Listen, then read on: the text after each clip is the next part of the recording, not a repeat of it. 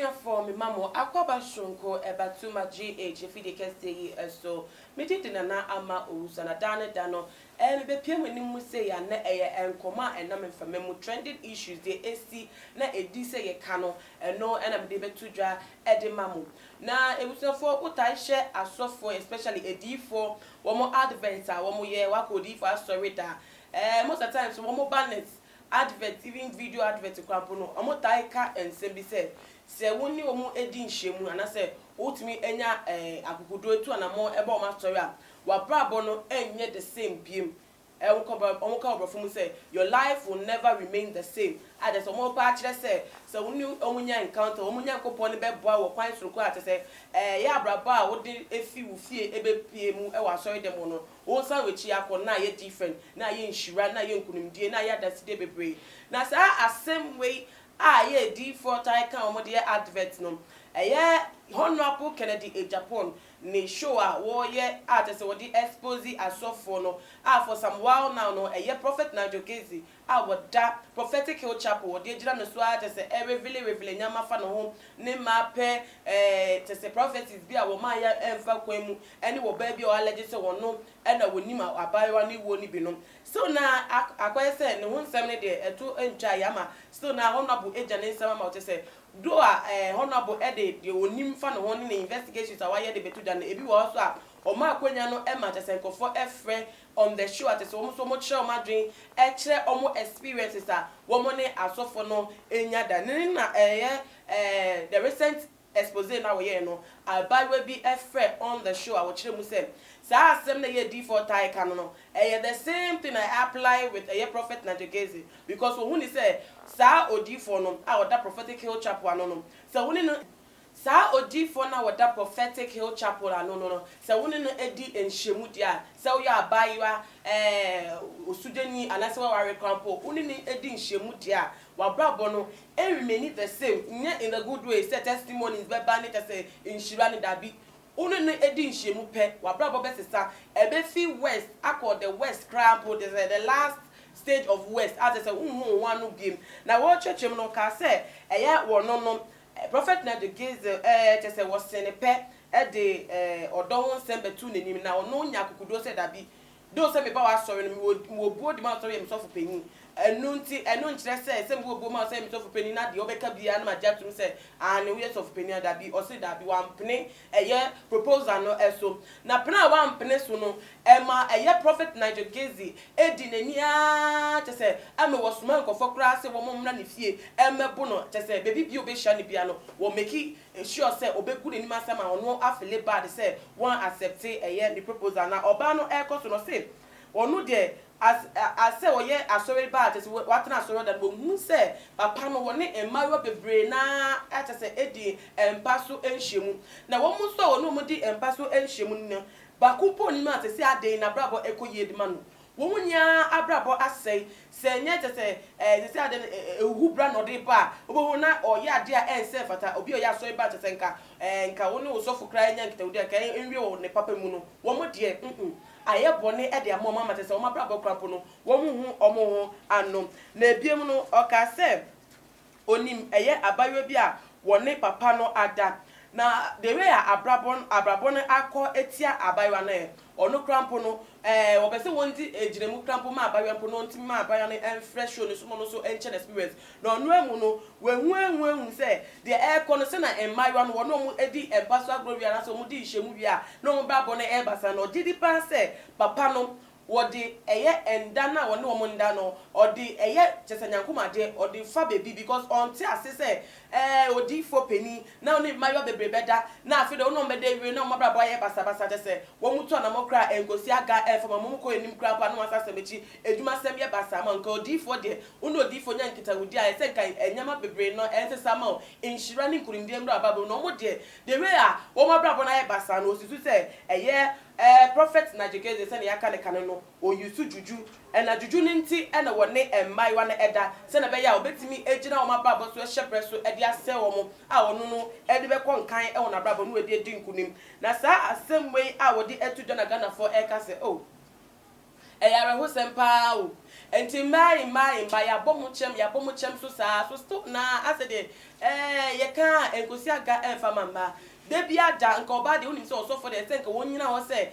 nyame anamonsinimi ate se bibi obe bia ene nyame asem ebe konte ba ne sen ena wo ma osofo ho kwan se one wu endi nhemu just because say osofo aba wenim se wa be se ope a o se nim se osofo o jira onim ebe se ope no ka no osa wo yire a ne yire so ye osofo mame e wa so nti adwen be mpa ene wo sai man trim so a wo ma kwan e ma odifo no ene ti adwen be mpa ene wo mo tim a wo ma eye odifo no ho kwan se wo no mo endi embaso agrom na we hear say na Ghana for edi wo comment about him say the air koko no che say say na nsem na nitie no aye omo ya pa say enkofo we wo metimi adominate asori circles no ye ka Christianity Christendom o metimi adominate Christendom circles no for a while now che say o ma ji omo di na so the shit ma say wo mo ye no eye bone nsem nko a che say adwen bone nko a ene wo mo di sa edwuma na buta for I mean some of the comments are about so far aye Ghana for adwen trend we efi Veronica say oh I'm so sad I don't really get it. Why all this while they have not been able to come out to speak for themselves? Only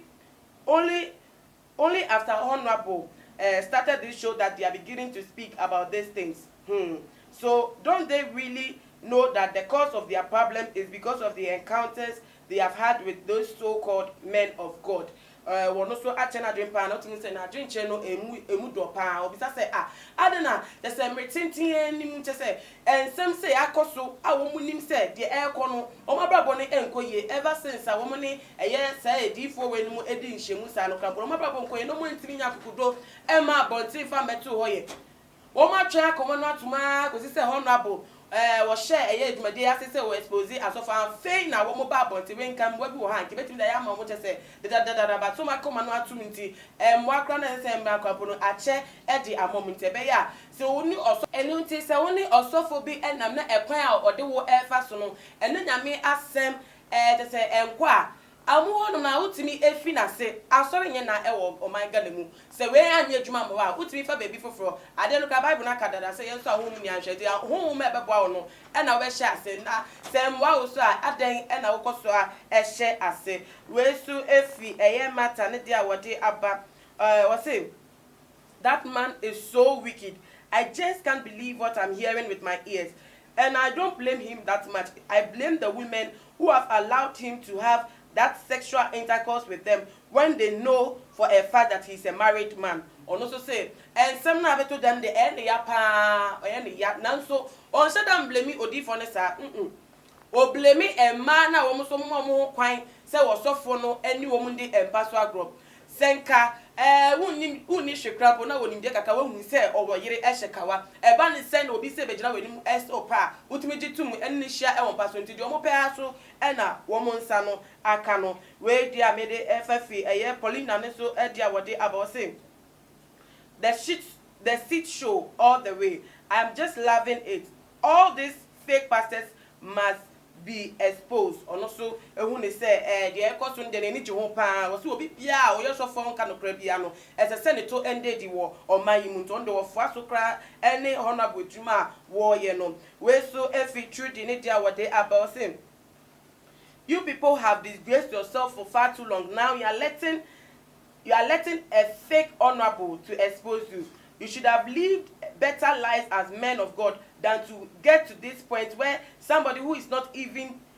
that good to be the one revealing your secret. Or no there, what you say honorable in the first place. But I said a year I saw for no so ya pa say, woman to me, Eddie Jumasi Amata say honorable grandpa no self atasa. Ekono ne onye papa bi asa no ama chese oma nsem akwati o mama honorable we a onye papa sa no e na yi wo mutu de nto no so e de so bobo asofo ya wo mu no mama kwai ama honorable edi wo mu sa adwuma no me fa eye reta so e dia wode aba say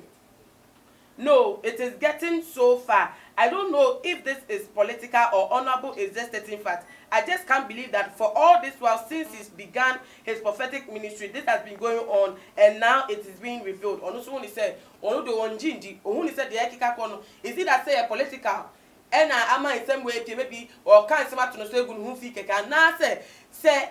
gye mpa na betumi aba sɛ for all this one ɛbrɛ ɔhyɛ asafo ase a wɔsom sɛ ɔsɔfo no nsɛm wɔ etumi akɔ so a ma kyɛ sɛ wɔ bie ntumi ama abɔnten bɛyi ne to ade yɛfrɛ no sɛ Honorable Kennedy Japan nti wɔn sɛ political anaasɛ ade na esi ɛna sɛ sɛ na yɛbie so ama kyɛ sɛ Ghanafoɔ ehu ani so ade na yɛ n'adwene bebree ma mefa Vivian deɛ no so ɛntoa so Vivian so deɛ ɔde abɔ say, woman, I congratulate you for your bravery. It is true that we are supposed to honor the men of God, but honoring a man of God doesn't mean that you should succumb to every wish of his. Ono so dia ba ono so chana dwe pa emu so edo o say wo pe mame na sempa say wonya akukudro esi ni sofo pani kwan wo no ho ko di obi anka etese di adesre ba na nim o medo nka beka se me sofo pani nti o mi bunu o me ona no nti e den a waka nti mame ntum sa nanso wonya akukudro etimi kaseti a no sofo na che se wo mu se say yemfa ni die ema ya sofo no nanso ne no nche se de ope bia de obeka to anim bia na no so asom yo sofo enti no asom wo so na te se wudi wuduma da bi enti ba me na de wo ye ndie o congratulate no for na kukudru a wo de e kire ne sofo no we so efi eye Priscilla ni de na me di etwa to say, Madam, thank God for your life and thank you for sharing your testimony with what happened between you and the prophet, but still make sure you keep yourself away from anything that has got to do with him. Otherwise, just as he killed the other woman, you will be the next on his list. We so just say mama no why just what didn't say beto abontin amagana for yati bi nanso won hwe no ho so yie say allegations abeto dwankwa say prophet Najokezi wetimi ekun asafo ba bia o pe na te say kire no mama ne na do to be yi ne to no saa to na wa hwe a wo de ba kwa mama we nte be ya wo mo no ho ban no hwe no yie se na be ya ensem say no ebi entimi ento no ebusa for adwentre no me di esi ha say nanso wo so wo dia wo trim efa ensem a mabobo so wa ha say no obetimi e dia tudwa e wo tuma gh comment section hono na ebie mo so no follow yen e wo ye IG page at @tumagh_. Me din de na ama owusa da se na ye besan edi enhemu biem subscribe makram. Too much GH nie Ghana for ahwefo etiefo onipa bi a won subscribe e wo too much GH no subscribe wo na ehintasem ensem a ebuafa oman Ghana so e na ye de bremu one God nie, the only one God in GH eho na de bia mehwe abrochefo ene Ghana for mo wiasa fa na ina me recommend emamo too much GH